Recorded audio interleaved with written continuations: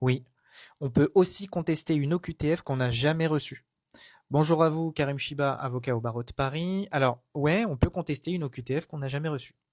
Généralement, ces OQTF-là, vous en avez connaissance au moment d'une démarche administrative, d'un contrôle de police, etc.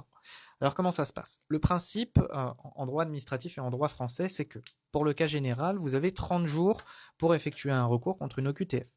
Mais ce délai de 30 jours, il court à partir du moment où la notification de votre OQTF a été, comme on dit, régulière. Ça veut dire qu'on peut prouver qu'on vous l'a remise, que vous avez été touché par l'administration. Qu'est-ce que ça veut dire? Ça veut dire que pas de remise en main propre, ça compte pas. Pas de recommandé à la bonne adresse, ça compte pas.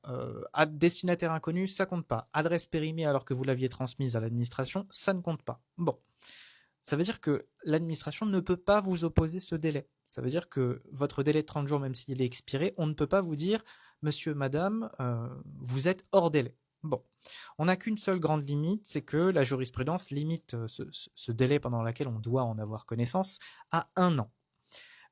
Mais c'est 1 an maximum à partir du moment où on a appris l'existence de cette OQTF. Bon, euh, à partir de ce moment-là, à partir du moment où vous connaissez l'existence de cette OQTF, c'est cette date-là qui va compter, c'est celle-ci qui va être importante. Euh, Dites-moi en commentaire combien d'entre vous, je suis curieux de savoir, ont une OQTF dont ils ont dépassé le délai et qu'ils auraient pu contester en réalité. Euh, donc à partir du moment où on a connaissance de cette OQTF, qu'est-ce qu'on fait? On va prendre la préfecture à son propre jeu, d'accord? Et on va lui envoyer une demande. On va lui demander de nous communiquer la décision d'OQTF, la décision qu'elle a prise.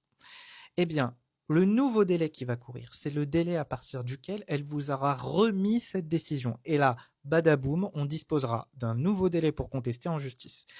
Et ça, c'est le cas de 6 personnes sur 10 qui se retrouvent hors délai. À savoir, elles n'ont jamais eu connaissance de cette OQTF-là.